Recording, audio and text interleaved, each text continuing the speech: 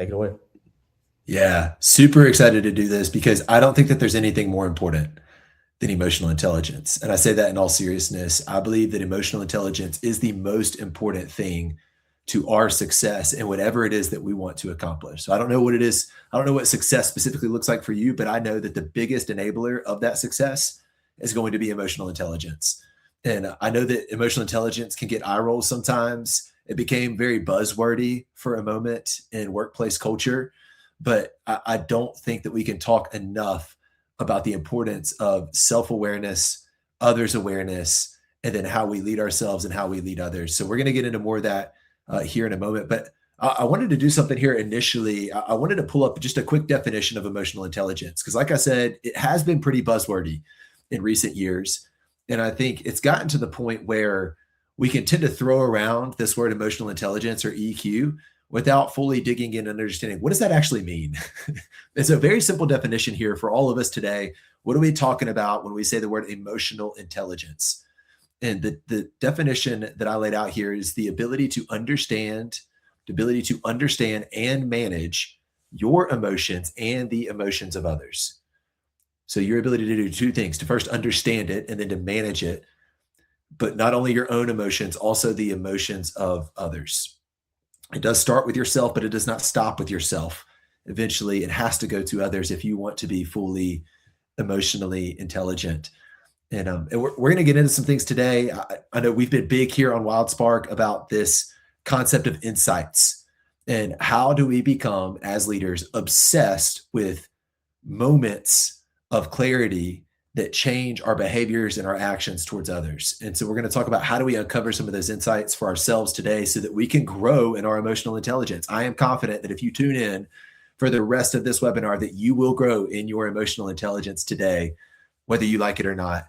But do keep your typing fingers ready, because there will be some crowd participation that I'll ask for over the course of this entire engagement. It's just more fun that way. And I know that there is a tremendous amount of knowledge that is out there with all of you that are listening right now, that are watching right now. And so I want to tap into some of that knowledge, some of that experience, some of that wisdom that you all have, and to crowdsource some opportunities for value that others could experience. So please, if you think it, share it here in the chat, and others will benefit from getting to hear some of your perspective and some of your feedback.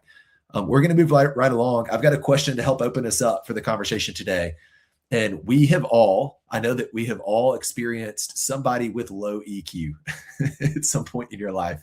You have experienced somebody with low emotional intelligence. And my question for the audience today is, what are some of the key indicators that a person has low EQ? So as you're experiencing somebody, what are some of the maybe the small things that they would do that would show you, I don't know that this person has a high level of emotional intelligence right now. Put some of those things in the chat, some of the things that you think would indicate for you that a person does not have a high level of emotional intelligence. They have the reverse, a low level of emotional intelligence. I'm excited to hear some of the responses here, if we get some. Waiting a couple of seconds to see some responses filter through. And I know we had challenges with the last webinar we did and comments coming through. And so I can riff and talk about some of my own personal experiences if comments aren't flowing right now. Okay, I'm going to jump in and maybe we'll get some that come in along the way. I think the first thing that I think about is self-centeredness, like somebody who only thinks about their own world or their own actions or their own to-do list, that isn't very interested in other people, is one of the things that show low emotional intelligence. Emily, sweet, we've got some coming in right now. Maybe just a slight delay here on the chat, but inability to regulate emotions. Yep, absolutely. You don't manage your emotions, you let your emotions manage you. Like your actions are dictated by how you're feeling in the moment is absolutely a sign of low EQ. Val, unable to control angry outbursts in a meeting. Absolutely. If somebody just cannot refrain themselves from blurting out in anger, that is a telltale sign of low EQ. Overreactions to situations, inappropriate humor. Absolutely, Chris. wrong place, wrong time for humor to be shared. Lack of empathy, I think, is another big one. Y'all are all spot on. I couldn't have come up with better answers to this question in particular. But something that's really funny is I believe that emotional intelligence is the biggest problem that nobody thinks that they have. That if you ask most people, that they would tell you that they do have a high level of EQ, and there's statistics to prove this. Tasha Eurich is an author and an organizational psychologist, and she did a pretty robust study with a large sample size across leaders in several organizations and found that 95% of those leaders, so almost every single leader, said that they had a high level of self-awareness. That they had a high level of self-awareness, 95% of leaders. Can anybody guess the actual amount of leaders, the percentage of leaders who have high self-awareness? Anybody want to take a stab at the percentage of leaders who have high self-awareness? It's delayed. I can't sit here and wait. It's 10%. Only 10% of leaders actually have a high level of self-awareness. Huge disconnect. Am I right? Huge disconnect between the amount of people who think that they have high self-awareness and the ones that actually do. And but here's the funny thing. It is so critically important to actually have that high self-awareness. It's where all emotional intelligence begins. And we know how critically important emotional intelligence is. I've got a couple of statistics to prove out the importance of this. What I stated earlier to back it up, and it's 50% of conflict can be reduced with a high level of emotional intelligence, according to the American Management Association. 50%. Think about that. To eliminate half the conflict you would potentially experience in your life because you had high EQ. That you and your team would be 3 times more effective at managing change and ambiguity. We live in the most fast-paced world that's ever existed. Things are constantly changing. And think about a team that's 3 times more effective at managing that change and ambiguity because they have a high level of self-awareness and emotional intelligence, their ability to control their emotions, that they can feel a certain way, but they can act a different way, is so critically important. 58% of your job performance is tied to emotional intelligence. A majority of how good you are at your job, an overwhelming majority of how good you are at your job, 58%, is tied to the level of emotional intelligence that you had, which makes it no surprise that 90% of top performers have high EQ. When surveyed and evaluated, 90% of the people that are at the top of their craft, at the top of their game, they have high emotional intelligence. And I'd be willing to bet that that 10% that does it, they're probably not going to stay at the top for very long. They're not going to be there for very long because you need relationships. You need strong relationships with other people to remain successful for a long period of time. Last stat that I'll have for you today, $29,000 on average is how much more leaders with high EQ earn annually comparatively to low EQ people, which is crazy. I don't know anybody that I've talked to that would turn down a $30,000 raise for having high EQ. That is a significant chunk of change.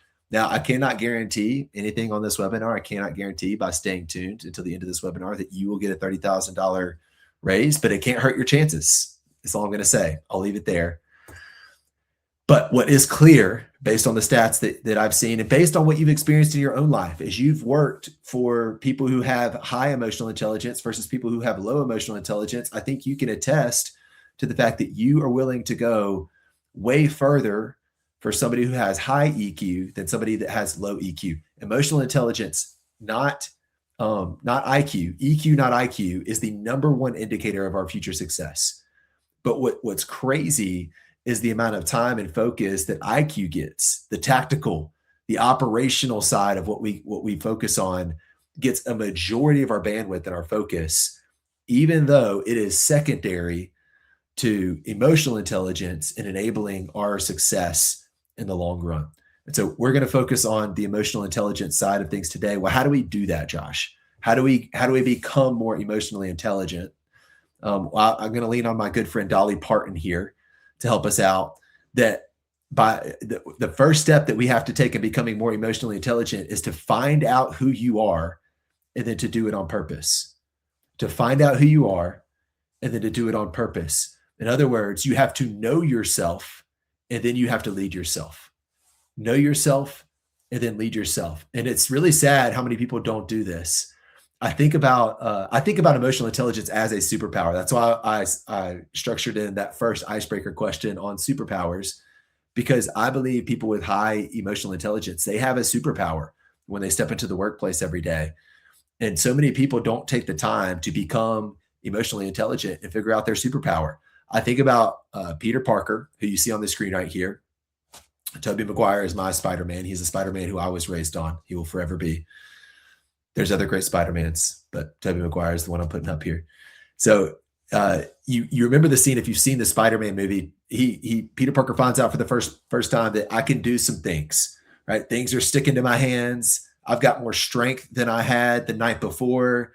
And immediately what he does is he goes to this building and he starts to climb this building and he goes up on top of this building and he starts to try to figure out how does he actually shoot a web, right? The Spider-Man web slinger hand motion. And what he does is he pauses everything. He stops everything. He doesn't go to school. He stops what he's doing. He goes and climbs on top of the building. He tries to fully understand and comprehend what he is capable of so that he can add the most amount of value to the world eventually by becoming Spider-Man. And so many of us have superpowers. You have unique things, value that you bring to the table every single day that nobody else does, because nobody's been through the life experiences that you have. Nobody has the unique relationships in your life that you have. Nobody has the specific wiring that you have as a result of those things. And so the world needs you. The world needs you, and the world needs you to fully understand what you're capable of so that you can show up and be the best version of yourself. But like I said earlier, it doesn't stop there. And if it does stop there, then we fall victim to what I call the fatal assumption error. And the fatal assumption error is that we assume that others share all of our preferences, priorities, perspectives, and problems. That people view the world and experience the world the same way that we do. And so if all we're doing is focusing on ourselves, I don't think that you have a high level of emotional intelligence, because it has to move to others. Once you do have that self-awareness and you are leading yourself, then it has to move to others. So the fatal assumption error is when, I think because I like to be affirmed in front of my team. I like to be appreciated in the presence of others. So I'm going to go shout out somebody else in front of the team, but they may prefer a different form of appreciation. They may prefer to be celebrated by getting a very thoughtful handwritten note and a gift card to their favorite restaurant. They may feel more appreciated that way. They may hate being celebrated in front of other people. And by doing that, the very thing that you wanted to accomplish backfired on you. And they now have less trust in you, not more trust, because you tried to celebrate them in front of the team when that's not what their preference was. And that's applicable to a ton of different scenarios. So many different scenarios, we can have that fatal assumption error where we think that people are viewing the world from our perspective. And in reality, they're looking at it from a totally different perspective. And I'll share some more examples of that here in a moment. The the solution to solving the fatal assumption error comes from St. Francis of Assisi. Seek first to understand, then to be understood. So be more concerned about understanding other people than you are about other people understanding you, and it will happen. It will happen in the long run. If you want to be understood, start by understanding people first, and eventually you will be understood because you took that posture of understanding first. And so we have to know others, lead others, ultimately be a student of people. Be obsessed with learning as much as you can about the people that are around you if you want to show up and make the biggest impact that you possibly can on them. If you want to maximize your influence, which I believe if you're a part of this webinar, you do. I don't think that you're here by chance. I don't think that you clicked on this webinar because you have nothing better to do. I believe that every single one of you that's on this webinar right now, that's watching this right now, cares about maximizing your influence. And that doesn't happen unless we become a student of other people. And so asking questions like what motivates them? What are their biggest fears? How do you prefer to communicate? How do you prefer to be communicated with? How do you like to deal with conflict? How do you prefer to be celebrated? All of these questions are critical if we want to gain the awareness and the understanding of other people so that we then can lead other people and be seen as a person of high emotional intelligence. And there's a lot of ways that we're going to make this a lot easier for you. And I'm going to share more about that here in a moment with WildSpark. But I like to also think about understanding and leveraging our superpowers in light of two different lenses, two different sides of what has traditionally been viewed as a spectrum of relationships and results. And so I've got another discussion question for us as I explain this. But what side of the seesaw do you naturally sit on as you think about your own personality type, the way that you show up in the lives of others? Do you naturally gravitate more towards results, or do you naturally gravitate more towards relationships? What side of the seesaw do you sit on? I think traditionally we've viewed this as a seesaw, where if I'm focused on relationships, that means my results are going to take a hit. Or if I'm focused on results, that means my relationships aren't going to be as strong. And I don't think that's the case at all. I think that there's a very different way that we should be looking at this. No, not to discredit that we do tend to drift towards one end of the seesaw. No doubt that we naturally drift more towards relationships, or there are people who are more results driven. I sit on the relationship side. I tend to default towards relationship building more than I do applying accountability and driving results, hitting metrics, checking things off, getting things done. And I say I got a lot of other relational friends here. I haven't seen anybody come through with results yet. So a lot of people who resonate with that, who fall more on the relationship side than maybe they do the result side. But I like to think of it less as a tension to manage, more as a mutual beneficial relationship. And so I want to pull up this grid for us to help explain it. But I believe that as we build relationships, so for my relationship builders, that as we build relationships, we get more and more of an opportunity to also drive towards results. That it's a both and, not an either or. But bad things can happen if we view it as an either or. Like if we're all focused on relationships, which a lot of you are, I bet you're really enjoyable to be around. I don't doubt that at all. I would love to hang out with you. I would love to go to a party with you. So you see that top left quadrant, that party quadrant, if you're all focused on relationships and you don't have a whole lot of focus on results. And hey, even the best parties that I've been to, they only last a couple of days. The best parties are only going to last a couple of days. And I think if all that matters is building stronger relationships in our business, we're probably not going to be in business for very long. It's going to be a fun ride while it lasts, but it's probably not going to last very long. And we want to build longevity. All of us want to leave a legacy. None of us want to be having to search for the next thing over and over again. We want to invest where our feet are planted. And so we have to balance both. But I think on the other side of the coin, if all we focus on is results and hitting our goals, and we ignore building relationships, that's when burnout occurs. We see high levels of turnover. We see people leaving their manager because they don't feel cared for or valued. They feel like a cog in the machine or a number to achieve the ultimate number for the greater good of the team. But it's a balance of both. That, hey, listen, if you are producing results, it gives you credibility. It affords you the opportunity to spend more time with people if you're winning at something. And then the same thing, if you have strong relationships, it gives you more social capital and opportunities to apply accountability, to make sure that you're supporting the team and helping them hit their numbers and be successful in life. It's something that goes together, so that ultimately we're moving up to that top right quadrant where we can be high performers personally, but ultimately so that we can have a high performing team, so that our team can accomplish way more than we thought that we could ever accomplish, because we're investing in both sides of those things. And so relationships and results are critically important for us to understand for ourselves and to understand about other people, of how do we drive people towards building both.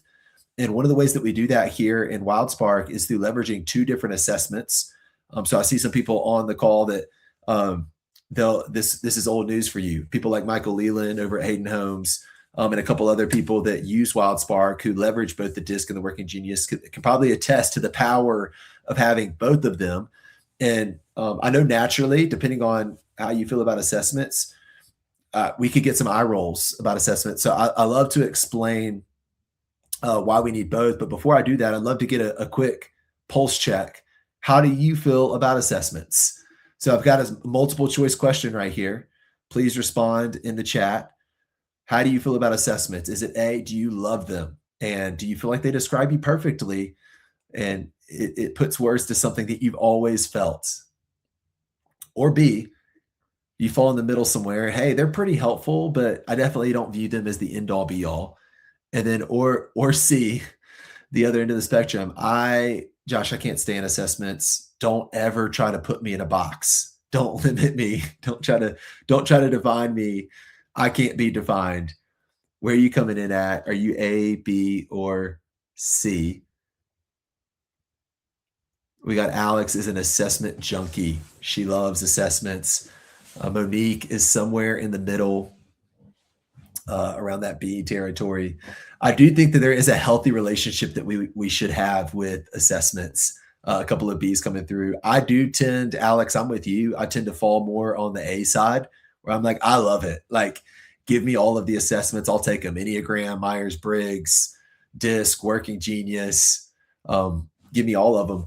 But so I do think that we should take those results with a grain of salt, that we shouldn't just take the result and believe it as absolute truth, that we should question it. We should reflect on it.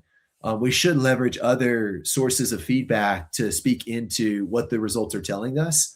But I do also feel that they're very helpful. So maybe I do have some C people on the call. They just weren't willing to put it in the chat.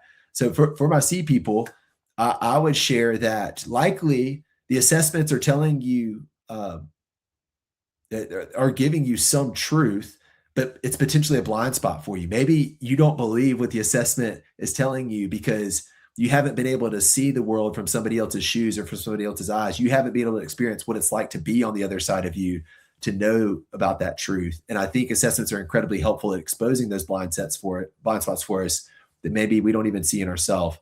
And I want to start with the first one, DISC, because this is my relationships one.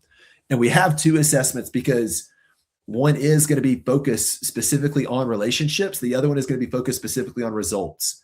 And we need both to be successful and to have successful teams. And so first, DISC. DISC is all about the priorities we have in light of our personal relationships, the way that we connect with other human beings. What do we prioritize in those relationships? And you see some different things around the wheel here that are potential priorities for us. Maybe we prioritize results. If you lean more towards that end of the spectrum, maybe we prioritize collaboration.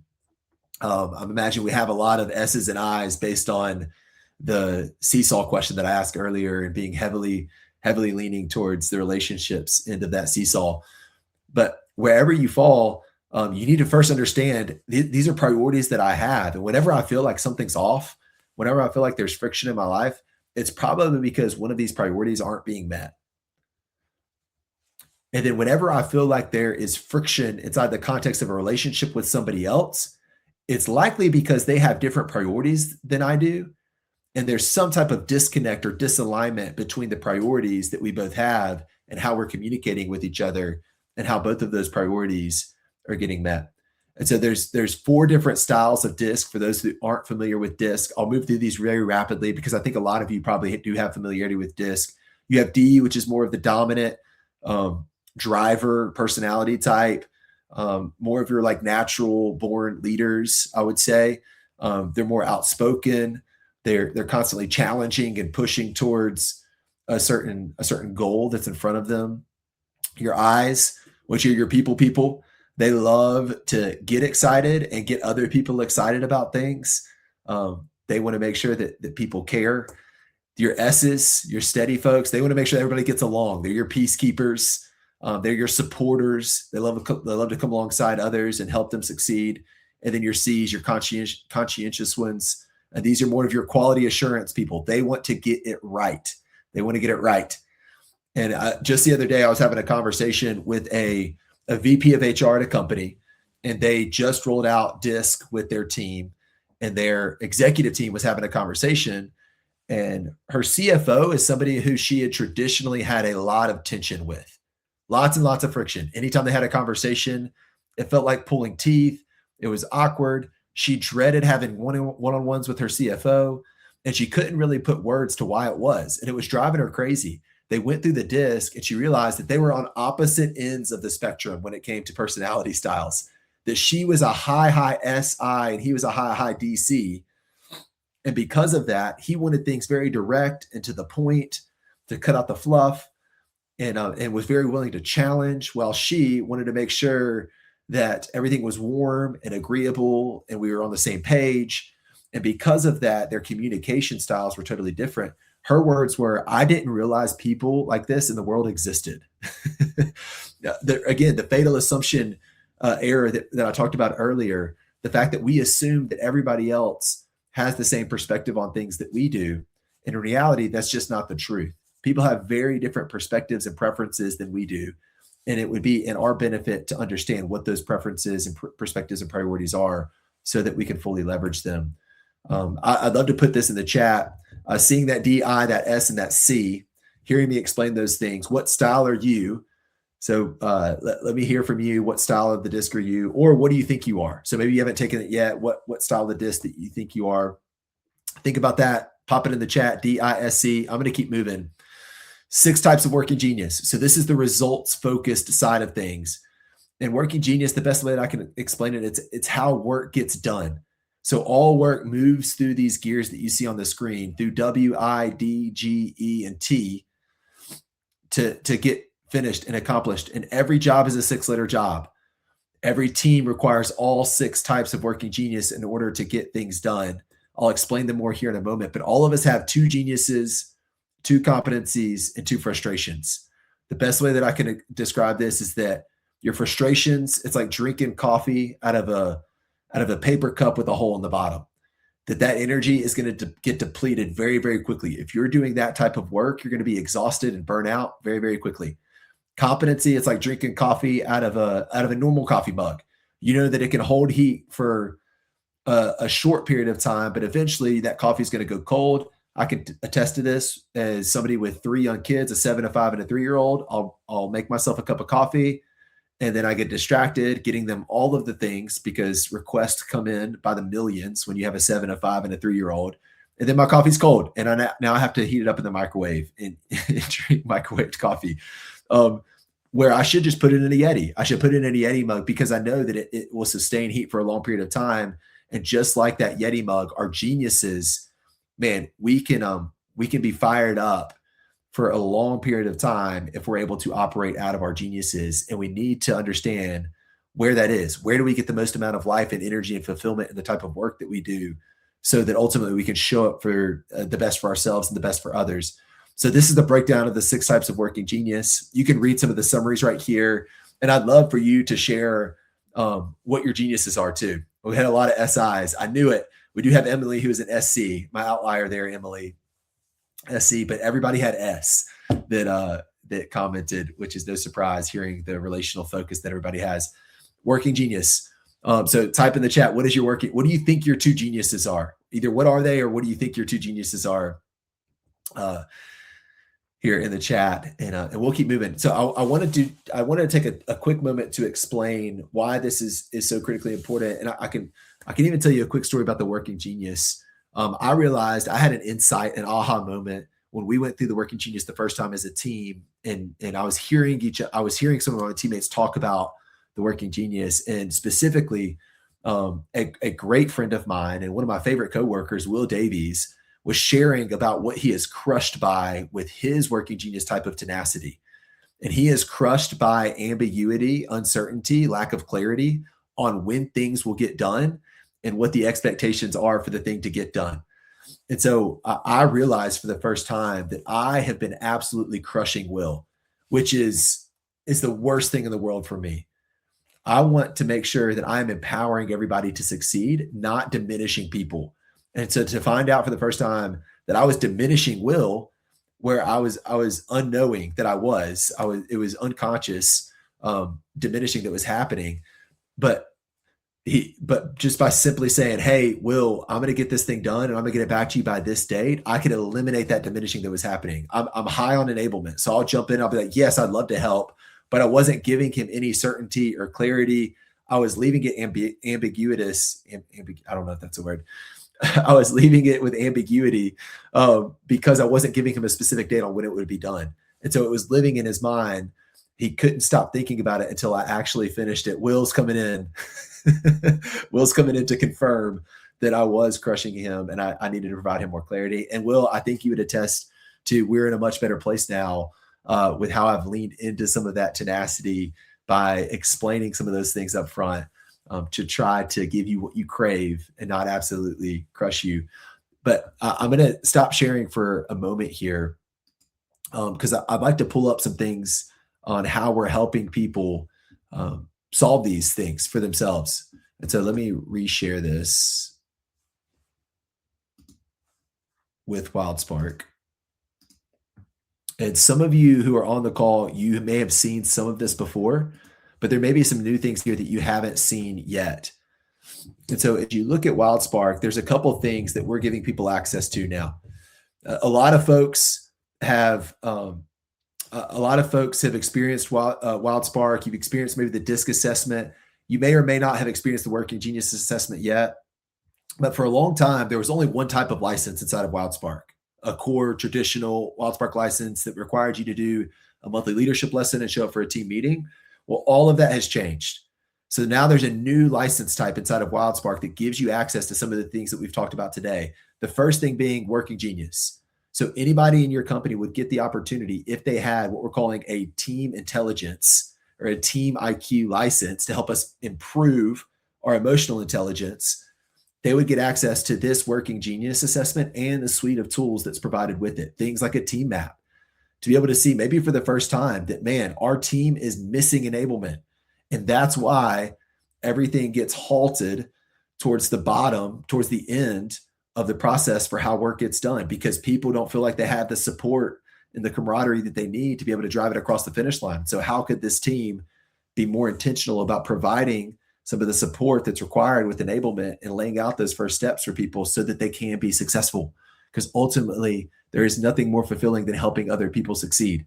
And so you could organize multiple teams here to understand this about yourself and about others. There's a whole team meeting that goes along with it so that you can have a conversation with your team and get to the bottom of some of the challenges you've been experiencing. There's learning paths, all kinds of stuff with that. The same thing exists with DISC. And so also within DISC, you'll get to do the same thing. See your results, see a team map.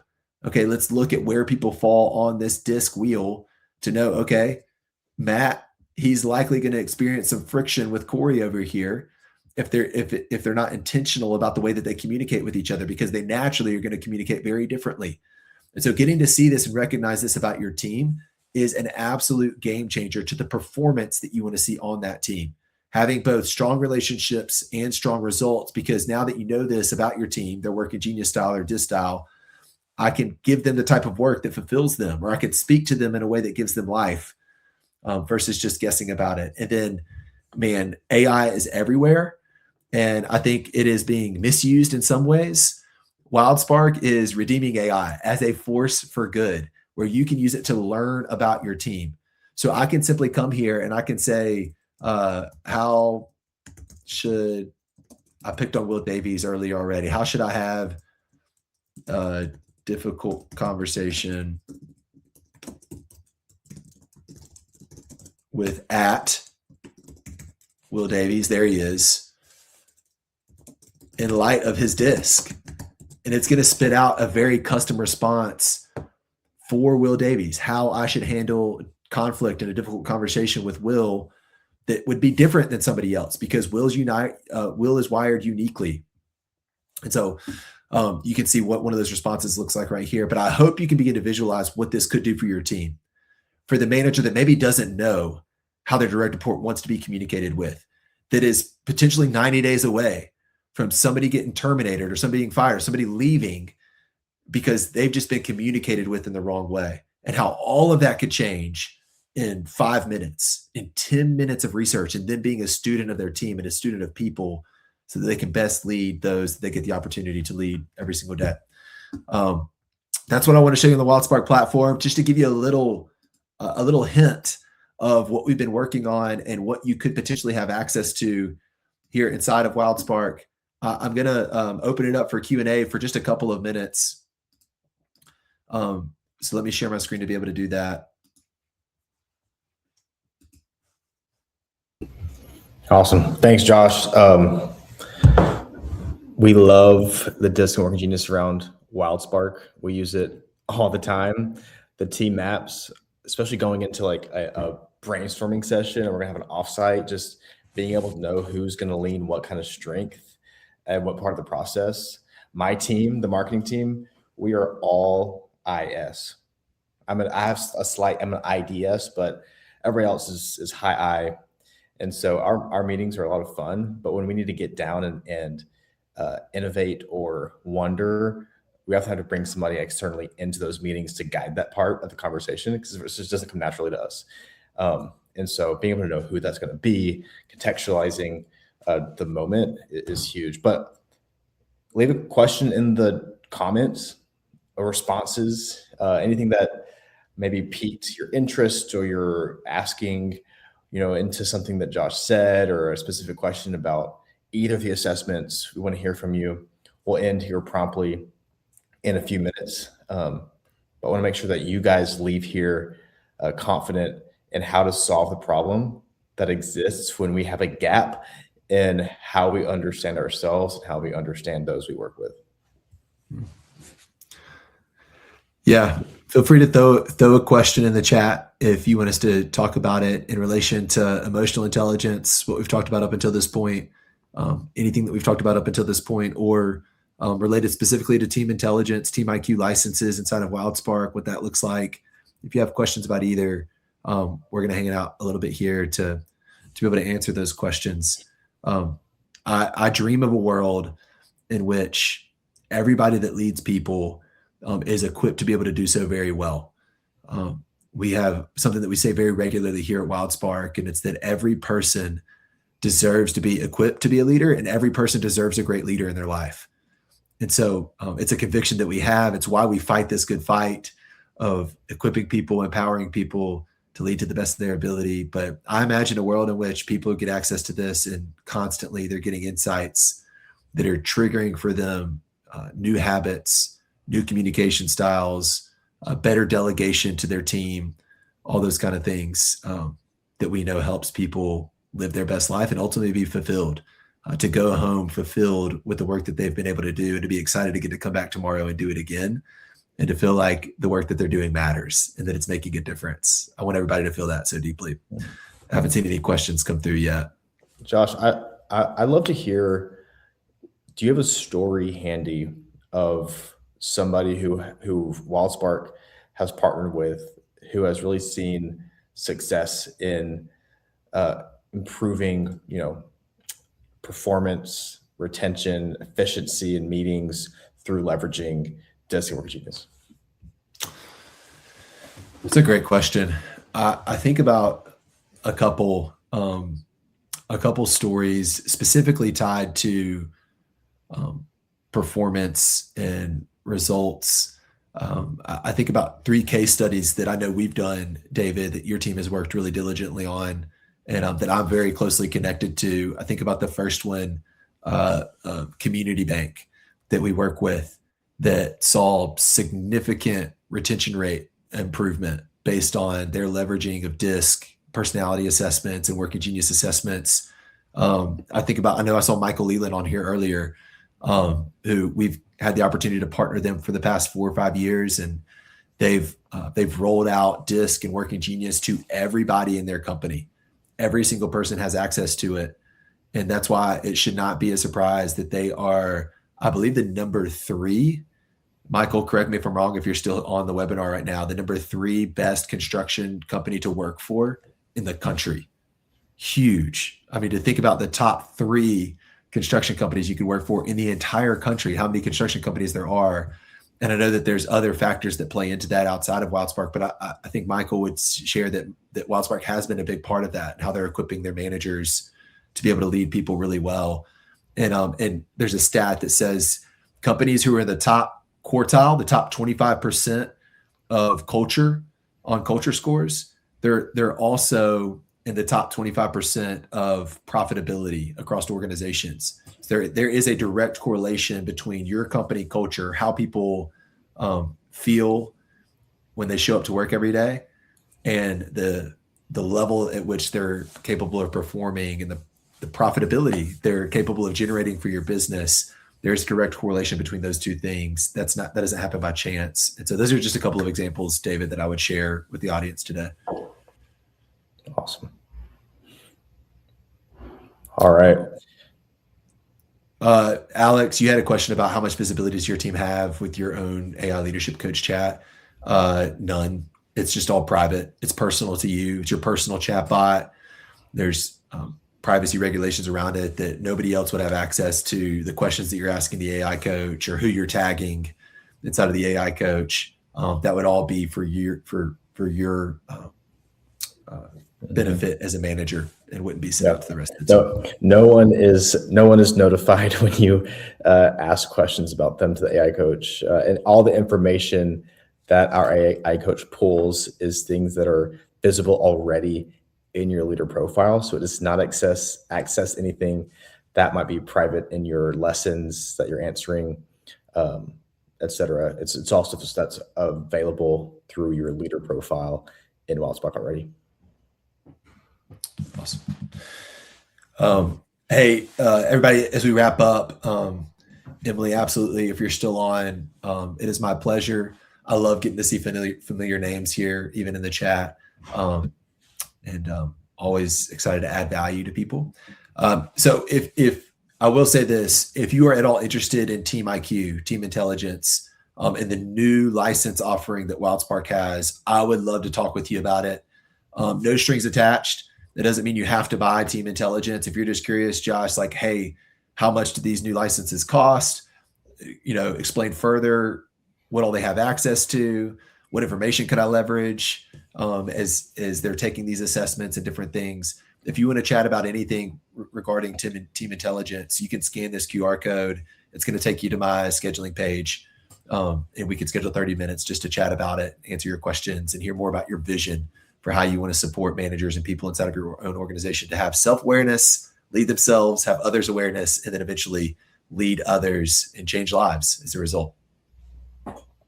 Awesome. Again, thanks, Josh. Thanks to everybody who attended, who made it this far in the webinar. We will be doing at least one of these a month, really focusing on how we can add the most value around those who are making decisions in their organization around leadership development, helping improve culture, helping improve team efficiencies and team connection. And so stay tuned. We'll be doing this quite often. So get your teams together to listen in, learn, and grow alongside what you're already doing in WildSpark. So Josh, thanks, and we'll see you guys later. Bye, superheroes.